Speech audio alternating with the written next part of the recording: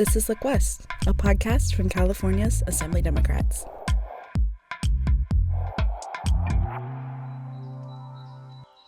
Hi, welcome to Look West. I'm Mahalia LeClaire.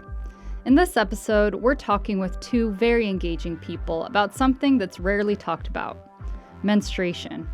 16-year-old student from Solano County, Sriya, and Assemblymember Lori Wilson have teamed up to add menstruation health to the California school sex ed curriculum. They came by our studio for a wide-ranging conversation about the legislation they wrote together, how the patriarchy supports the stigma that still surrounds menstruation, what it's like for a 16-year-old to talk about menstruation in front of elected officials, and how Vice President Kamala Harris fits into the story. Welcome to the studio. Thanks for having us. Thank you. Sriya, I'd like to start with you. I understand that this bill originated from an idea you submitted to There Ought to Be a Law contest. Can you tell us about how you came up with this idea and what the There Ought to Be a Law process was like for you? Yeah, of course. So basically, I think it was a very long-term process that I just really didn't know how to get the idea in place. So for context, I lost my period for 3 years due to anorexia nervosa. It was during quarantine, and so I looked to online.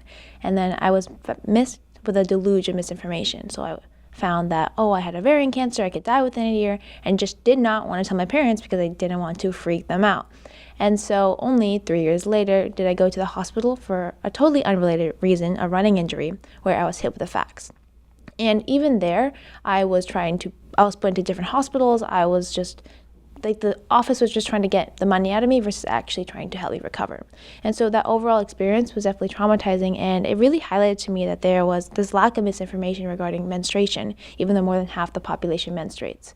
And so I was just trying to think of how could I get more information about menstruation out to others? And I thought, why isn't it in our education system? And so actually I thought I had seen younger youth do bills before, and I was like, that's really cool. How am I able to do that? And so I looked to my local legislators, Assemblymember Lori Wilson being one of them, and then saw that there ought to be a law program. And I actually knew some of Assemblymember Lori Wilson's staffers and was able to learn more about the program. And so as for the program itself, it was super simple. It was online. You just talk about your bill idea, and you talk about why it matters, the background of it, and what you really want to do with it, and how it personally impacts you. And so basically what I just told you now is what I put into the There Ought to Be a Law program, and now we're here. That's an awesome story. I think it's really interesting that you actually already had the idea and went out and looked for the There Ought to Be a Law program rather than hearing about it first. Assemblywoman Wilson, what drew you to Sriya's bill idea? Well, I think because, as a woman, and I knew how when I was a young person, there was a lot of mystery around my cycle. And even today, right, we talk to other women and the same issue. We all have our stories of, it being such a mystery. Your parents, even if you have loving parents who share everything they can, they're even limited, right? Because they were limited before. And so for me, it was like, oh my gosh, this generation is still suffering with the thing that I suffered with. And when I talked to my fellow women legislators, we all had stories. And so it was like, this is important. We can't let another generation suffer like how we did when we were young. I think to add on to that real quickly, I think for a lot of my friends, we had discussions in PE, and it was always you had to be quiet about giving a pad to someone. You couldn't really say, I'm cramping right now. And that is really difficult, especially when you're a high school student and you're going through so many things, and you can't even tell somebody that you're going through something that more than half the population menstruates. So that field experience of everybody having that similar experience is definitely universal. And so it's really something that I wanted to highlight there as well. And one important thing is that this bill is not just for girls. It's for everybody. Mm-hmm. It's for men. It's non-binary. It doesn't matter. Because just because half the population menstruates doesn't mean that the whole population shouldn't know about it. Mm-hmm. I remember my husband, who I met in the 7th grade, he was hanging out with a group of us, of my girlfriends, and we were all talking in high school, and he was like, wait, you guys bleed every month?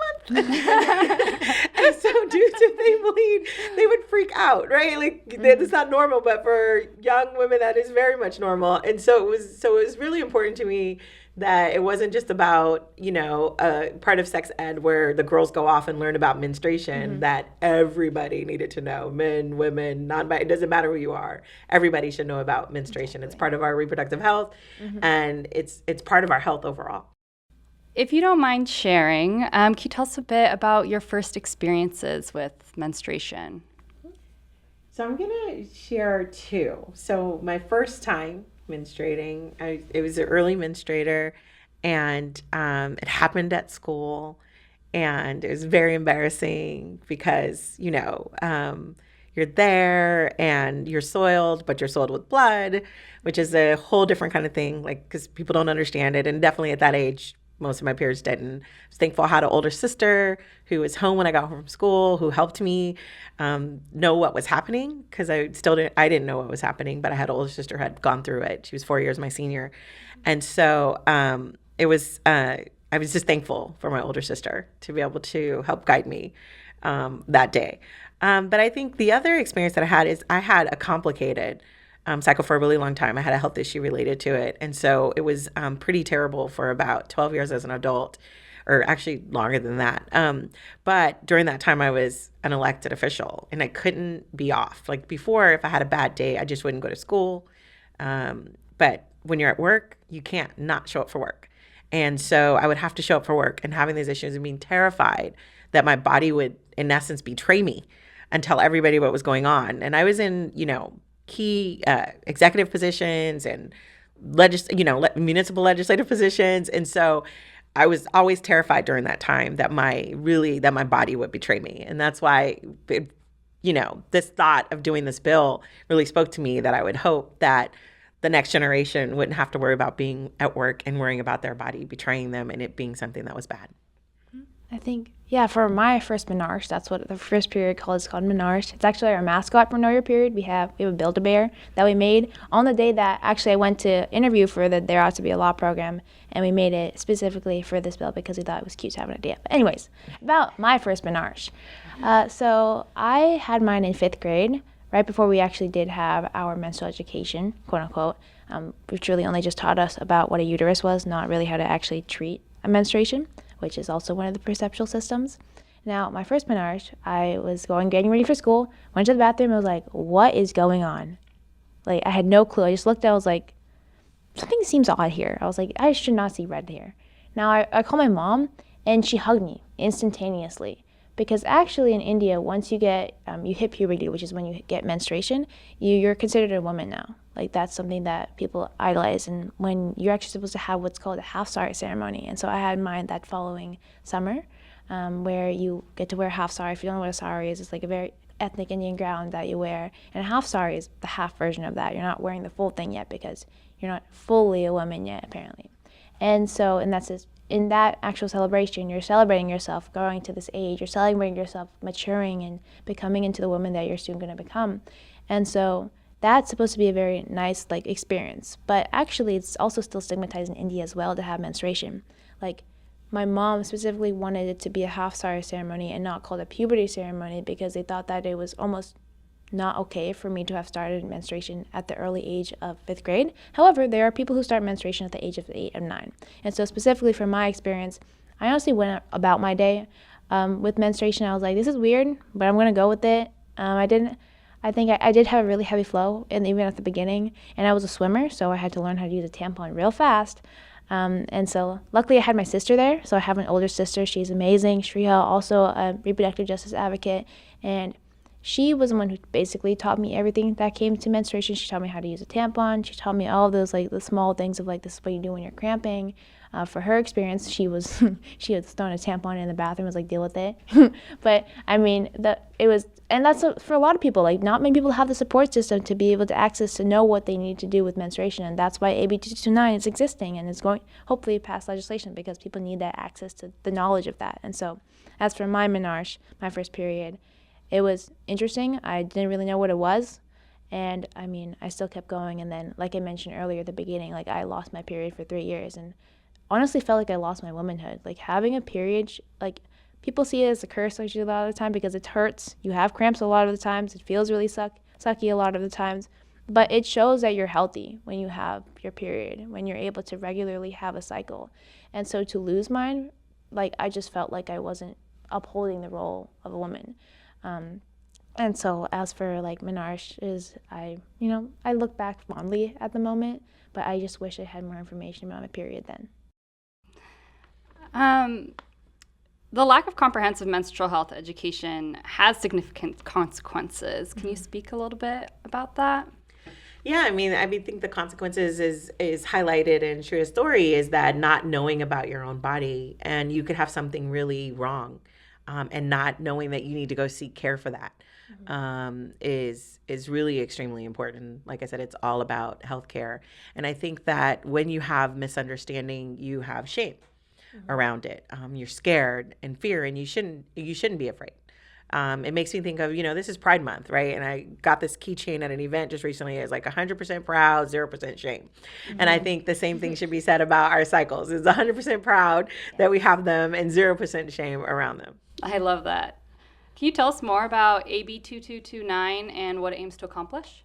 It really aims to allow our youth to be educated about their bodies or the body of their peers and understand that menstrual health is a natural part of what it means to be a human being, and it's a natural part of our reproductive health system. And there shouldn't be any shame around it or misunderstanding. Just like we learn about the brain, just like we learn about the heart, just like we learn about the kidneys, we should know what a uterus does and ovaries and fallopian tubes and how they play a part in our overall function. I think that's extremely important. But I'll pass it over to Sriya because this is her idea, and she knows how important it is just because of the conversations that she's had with her friends. I was just about to add on an actual experience that recently just happened about the consequences specifically. And like you mentioned, like fallopian tubes and the dialogue that's surrounding menstruation. And my friends and I, we wanted to tell our school district, our FSUSD district, to support us. We went to the office, we went to their board meeting, and we gave dialect. We told us on the public comment what this bill meant to us, what menstruation meant to us, the difficulties that we had with it. And the experience after that, not to give much detail, but people thought that it was almost grotesque that we went and gave us that information about the bill and what period actually was. We used the word blood, we used the word vagina. But if you're talking about menstruation, of course you're going to use those terminologies. Now, that experience also highlighted to me that perception of stigma and taboo is still completely associated with menstruation, even in the educational institution space. And so that's definitely if that's going on in our institution, if students like myself want to be able to get that kind of education even within their district, they can't because that stigma and taboo still persists, and that kind of ideology will still begin to move on to other students and ideas and faculty members. So we have to start now before it even gets worse. And I think to highlight something you said, like that they thought it was grotesque, that gross feeling that people have. When you learn about it really early, you don't have time to formulate that this is something that's gross or nasty or dirty, because it's not. It's very much human. Actually, it's a very cleansing process, right? And so it's wanting our youth to understand that, and so they can grow into adults who understand that, and so that we could stop that cycle of taboo and shame associated with it, especially because there are some cultures who you can't even talk about it at all. And so these youth won't have learned in any way possible. They'll learn from the internet, which internet is great for a lot of things, but there is, like Sriya said, there's lots of misinformation, there's lots of disinformation, there's lots of, bad information around your cycle or menstruation. I'm wondering, do you think that the reason there continues to be so much shame around menstruation is because men continue to be in power? I'm thinking we heard about Mexico getting their first female president, and we still haven't seen that in the U.S. Can you speak a bit about that? I think some of that is true, and I'm going to fight every day to have, women in power, because I think that is really important. Speaking to what Sriya talked about earlier, representation matters. So we do need women. We need a woman governor. We haven't had that yet in California. Need that. We definitely need a woman president. Haven't had that, and I'm bothered that Mexico is beating us. But I also understand, and I had a training by CC Battle, and she talked about the patriarchy. She talked about the system of patriarchy. And she's like, you don't need a man in the room to have patriarchy. It's built in our systems. Right? And so because it's built in our systems, the only way to tear it down, that means men uphold them, women uphold them, people uphold them. And so the only way to build it down is to interrogate the system and then tear it down that way through change and policy. And that's the beautiful thing about AB 2229 is that it is really interrogating the system. It's saying at a young age, our sexual health, the education around our bodies has to include menstruation because half the population are menstruators. That is a part of interrogating the patriarch system that says menstruation doesn't exist. And so I would say some of it is about men being in charge, but really is about every single person upholding this patriarch system without tearing it down. And that's what I love about Sriya and her tearing down the system of patriarchy with this bill. I think there's like another way you can think about it. If menstruation was happening to the men, like for masculine figures, this bill would have already been in place. There already would have been education surrounding menstruation in schools. But because majority of menstruators are women, it doesn't exist yet. And that's really difficult to see because it's impacting so many of us and it's just degrading us more and more and more. If you look at statistics showing about menstruation, more menstruators are not likely to go to school when they're having their menstrual cycle, don't have the support to do so, and just cannot receive the education that they need, that they deserve. And because of that, then you continue to see these perpetual systems, right? Now people don't have the education they need to serve like higher up institutions, to become politicians, to become in those kinds of spaces that we generally see men in. It goes back to accessibility. It's harder for them to access resources. We see the pay gap. We see that gap and continuing to persist in 2024. And that's so difficult to see. And so if we keep on seeing these kinds of systems that perpetuate and we see women not being able to get access to things that they deserve, then we see, men in control. And that's not a society that I want to live in. And so I know that women are powerful. Just being a woman in general, just living and existing in this society is powerful on its own. And so that's why I see like women who I work with every single day, and I see them continuing to move on in life, continuing to actually advocate for things that they deserve, that they want, and seeing, especially my friends who support AB 2229, and seeing their passion come out of it, and seeing how incredible they can be if they're just given the space to go and do things that they really want to do. They're able to achieve these unimaginable things. And so we just need to give that space to women to be powerful in spaces of power. Like we see in Mexico, right? That they're probably going to have an amazing president now. They're going to have an amazing system. If we just have that in this state, in this country, imagine the things that we could do. We look at other countries that are run by women and how they're able to have amazing systems and serve many institutions. And though they have their problems, anything has problems. And so we just need to give the space, the opportunity for women to come into those spaces. And so definitely this is just the start. AB 229, just the start. We're going to keep on seeing more women get into places of power, get into places where they can speak their minds without feeling that stigma and taboo that's associated with anything they do. Sriya, what has your experience been like delving into the world of politics? Oh, wow. Okay, that's a hefty question there. So actually, I love the world of politics from a long time. I watched Legally Blonde when I was 3. So if that gives you an idea of my intro to politics, that can give you a kind of idea. However, I really got into it 2020 during the pandemic. I saw that politics was completely divided. I think we all know what happened during 2020. And however, I saw VP Kamala Harris get elected. VP Kamala Harris is half Tamil. I am Tamil Indian, and I had never seen somebody of my skin or of my ethnicity on that stage before. And there's a video actually on TikTok. My sister recorded me watching their inauguration speech. And I just was like, my eyes were glistening. I was so like, she speaks so strongly of herself. She has such a cool backstory. I mean, like, why can't I do that? And so from that moment on, I actually took a political science course, my 6th grade. Yeah, my 6th grade at Solana Community College during the pandemic because I was born. And I love the world. It was so complex in a way that I could just figure out, what I could do with my life. And so from there, I just kept on going on that political science track record. And that's one of the associate's degree that I'll be earning when I graduate. And so from there, I'm moving on to the idea of politics within the scope of the bill, AB 2229. Honestly, sometimes I believe the system is really undemocratic and inaccessible for a lot of people. When I tell them about AB 2229, they're like, what do those letters mean? Like, how do I send a letter of support? Like, each process, there's so many barriers to actually get involved in the process that unless you don't have the support you need, it's really difficult to get involved in the process. And that's why we see like lower voter turnout rates for younger people as well, because people just don't understand those processes as well. And so for me, the process, thankfully, I knew people at Assemblymember Lori Wilson's office who were able to help me and who were able to guide me through submitting the process.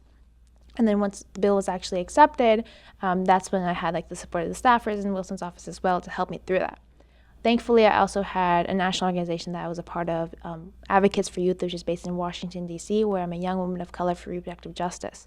And they were able to help me with the process of, gauging an audience, gauging a supporting and a following to actually get this bill across. And so overall, my process was very confusing in the beginning. I didn't really know what I was doing, but I always believe that you learn the most when you're actually doing. And so that's what I exactly did. And so now I have a much better understanding of the democratic process and a much better understanding of the legislative process. And so I'd love to do it again next year. I love to hear that story, just really demonstrating the importance of representation and programs to assist young youth in seeing themselves in those positions. That's really great. What do your friends or classmates think about your involvement? Ooh, okay. So there's definitely a mixed message when it comes to this. Majority love it. They all think it's amazing. I think at the Reproductive Health Club, so that's a lot of the work that pushes out the work of AB 2229. We kind of like sponsor, we just push it out. We do tabling events, like I mentioned, called like Talk Your Period, Love Your Period. Talk Your Period specifically was where we did slideshows and we had free boba for people to come and just talk about menstruation. They can do whatever they want. We tell them the basics of menstruation, what a menarche is, and menarche being your first period. It was definitely a fun experience. And that, like the conversation and destigmatizing that conversation was enlightening for a lot of people. They loved seeing that us as youth, just by sending a letter of support or giving this testimonial, we're actually able to make change. I think when it passed the assembly, it really clicked for a lot of people because earlier on, especially in the beginning parts, we were telling people to like call Assemblymember Lori Wilson's office to actually get the bill on. They were like, this isn't going to work. Like, no one's going to pick it up. No one's going to listen to you. You're too young. I think I heard that, you're too young, a lot of times, especially from older folks at the community college. And so I think in terms of the people who care at the school, they really do. And whenever they see us outside tabling, they're like, what do I do now? Like, when do I send the next letter of support? And that's awesome. But then there's also, I can't really ignore or neglect the other side of the story of people who are like, this still isn't going to work. This still isn't going to pass. No one's going to listen to you. No one's going to think that. But every single time when we see this pass, like AB 2229 pass unanimously, we're proving them wrong. And so I always listen to the other side of people who actually support us, and that's what keeps us moving forward. Can you tell us a little more about the club at your school? Yeah, of course. So the Reproductive Health Club, RHC, was founded in, I believe, August of 2023 at Solano Community College. And so our whole mission statement is to make sexual and reproductive health resources more accessible and more equitable for everybody in campus, in Solano, and beyond. And so two of our major goals, actually, one was being AB 229 to pass the bill, and then the other major one was being to open a repro health center on campus, which we actually did within 5 months, and now it's providing free, accessible resources to all of our students, no cost at all, things like Plan B, condoms, lubricants, etc. And so we do all that work. We also bring other companies and groups to provide more resources like Solano Public Health, Planned Parenthood, the list goes on. And so we have a lot of many ideas coming forward, and so that the Reproductive Health Club is like a huge support for AB 2229. We are just a coalition of young people, majority of us also high school students, and so we are the ones who are always putting the social media posts every Tuesday, educating people about reproductive health, and so I love this space, and I'm going to continue doing this space moving on. Awesome. And were you one of the founders of that club? I was the founder of that club. Which is amazing because she's at Solano Community College and they have the early college high school program. And so this is where when you graduate, you get an associate's, but they get to be integrated in the college in its entirety. So it's really great to have not just young people, but young adults being able to access the Reproductive Health Club. That's amazing. And do you think that your efforts will inspire other young people to become engaged as citizens? I think yes, that completely, just straight up yes, because I'm already seeing it within people who come up to me like, how can I pass a bill? I think I've gotten that response a lot. Is like, I write a couple of op-eds about AB 229. One was on the San Francisco Chronicle and one was on Cal Matters. And I went to Ignite the Capital here, which is run by a youth organization that tries to get youth more involved in the politics, especially for women and non-binary folks. And at that, I was out in a fireside chat just talking about advocacy, talking about how I got this bill across. And I had young middle schoolers come up to me and they're like, how'd you do that? I don't think I've ever seen somebody at your age be able to do that. And they just wanted to see how they could get involved and what organizations they could be a part of and how they could get a bill across. And I think seeing that, definitely ignited me, pun intended, ignite, ignited me to keep moving forward and to keep persisting. And it's definitely, I'm seeing it encourage more young folks, and they're asking me like, do you like this bill idea? Would you be able to help me with this bill idea? And it's also like giving me ideas for bills in the future as well, because like I said, I love this space, and I think that even though it is confusing at first, once you're able to understand the process more, it's possible to make change. And I think a lot of other people, and especially young folk, are realizing that. That's awesome. I think young people have such a unique perspective and amazing ideas. So having their voice more heard is awesome. And I think that was part of why we wanted to do the There Ought to Be a Law program, is to have people more engaged and understand that it's just about an idea. And if you have an idea, you can turn that into law. And so we had, I think, just over 300 or just under 300, but almost 300 applicants or bill ideas that came in. And it was easy for hers to be in the top 3, and the level of engagement made sure it was the top 1, because she was definitely having her own campaign to make sure that it rose to the top of the list. Because staff had to weed through all of those bill ideas, but she was engaged from the very beginning. It was important to her, and I think the beauty of this bill is it's born out of experience, and it's born out of her age group as well. Can you share some of the other good ideas that you've seen in the There Ought to Be a Law contest? Oh my gosh, there were so many. I'll talk about the top 3. So there were top 3 that we, really spent a lot of time on, because some people submitted bill ideas that were already law. And so it was about an opportunity to engage our community and explain to them, well, this is law, and so how is it not working for you? So there was definitely a bit of that, and the whole program gave us an idea of where our community was, like what were the things that they really cared about. So it was a survey in some ways, but the top 3, we had the Know Your Period. We had one which related to building contractor. We had a son come in, an adult son of his mother who was elderly, come in because he couldn't get his mother's fence fixed because of the way our laws work around contracting and the amount that you could do as a handyman, where this was clearly a handyman item, but because of the cost of goods, the fence cost more than the allowance. So even though the work itself was lower, so that was a bill idea. I didn't get a chance to pick that up because we selected hers, but there's another Assemblymember Carrillo is actually running that bill because he had that issue in his district as well. And then last but not least was really providing support to our early college age students and giving them an opportunity to figure out what their next steps and funding programs and internships for those. And because of a high budget year, even though it was a really great idea, but not a high budget, a low budget year, and it had a high dollar amount, we decided not to go with that one. But they were all 3 really good ideas. But they were amazing. I have enough to feed me for probably at least good 3 to 4 years of bill ideas. And do you believe California is a leader in young women's health initiatives and maybe health initiatives for people who menstruate more generally?